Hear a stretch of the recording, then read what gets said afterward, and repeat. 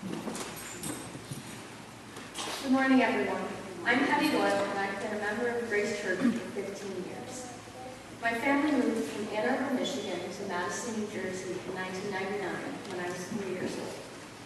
We were looking forward to visiting a bunch of Garden State churches to find the perfect spiritual home. Grace Church was the first one we visited, and we never made it any further. The search stopped here, and what a profound impact that choice has had on my life. You know, school friends come and go, but the kids and adults whom I've grown up with at Grace have been constant forces in my life. For me, consistency that church has provided has been essential. Church is constant and stable. It's a place where we're all just average people coming together with a common mission to help each other and our neighbors in need. At church, there's no need to prove your worth. It's not a popularity contest, and IQ is not a factor.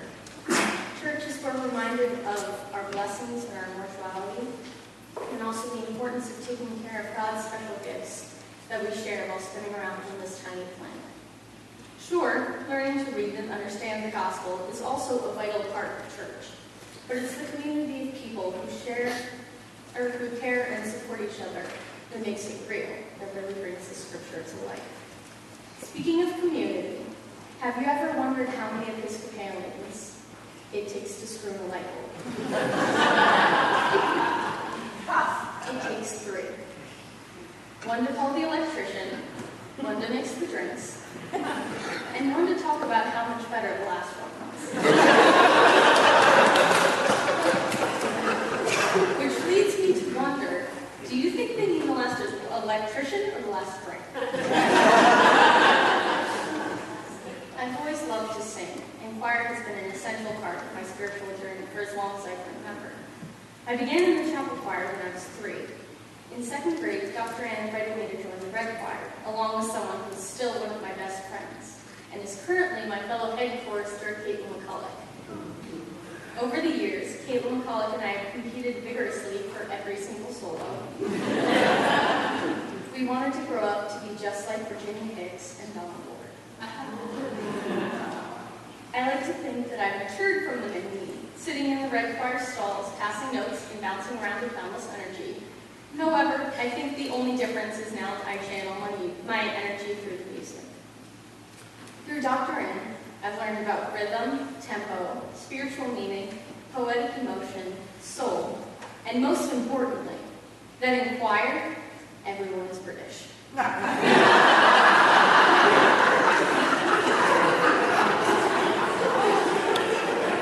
O's are never E's, R's are always ahs, and there shall be no snakes hissing at the end of verses. My love and knowledge of music has grown tremendously from being in Dr. Ann's choir. Choir is a commitment, yes, but it is because of this commitment that I've had the opportunity to make fantastic friends, play silly games, and sing complicated and gorgeous choral pieces. Choir gives me a sense of purpose and an outlet for expressing the many feelings I have running through my veins at any given moment, especially during this very scary time in my life. In exactly 5 days, I will be graduating from Madison High School. In exactly 3 weeks, I will be leaving my job at Starbucks and moving to Middlebury, Vermont. And in exactly 8 weeks and 5 days, I will be moving into my dorm at West Virginia University.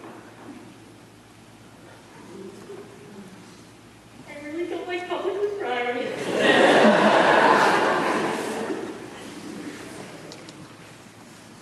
And living with someone I've never met. I am utterly terrified. I'm scared to leave the house and town that contains all the pieces of my... Oh gosh, why am I crying?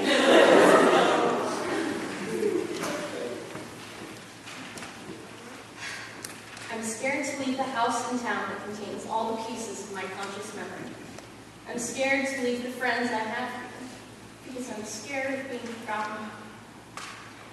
This church has been more than a place of worship to me. It's where I met some of my best friends.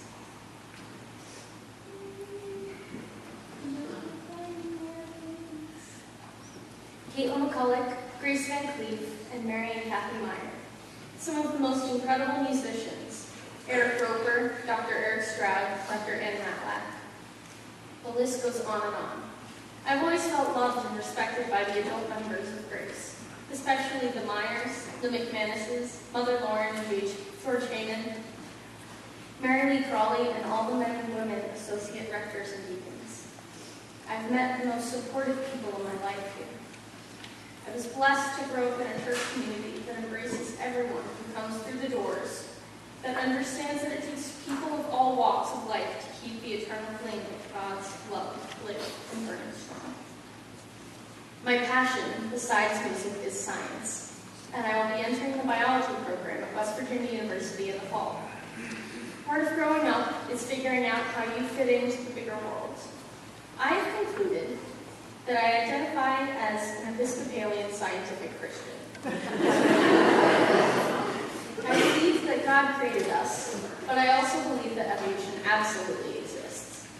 There are just too many points of evidence for it not to, in my mind. God is definitely a father, but I also think he's a bit of a scientist, providing all the essential elements to satisfy our basic needs, but leaving the outcome entirely up to us, the variables. As in any well-constructed experiment, the variables affect the outcome. As in scientific research, we must learn from our mistakes and learn to make better choices. That's what I've always loved about the Episcopal Church. In some churches, it doesn't matter who you are when you come in, as long as you leave a better person. Here, it does matter. You matter the moment you walk in the door. You're suddenly a part of a community you didn't know you needed until you got here. Suddenly, you find yourself signed up for choir practice 3 times a week, a First Friday, and a book club. And it becomes a priority alongside working, being in school, and maintaining your loyal relationship with your Netflix account. That's what a community is. You belong here, whether you realize it or not. This leads me to one last and final question to ponder. How many Episcopalians does it take to screw in a light bulb? The answer, my friends, is all of us.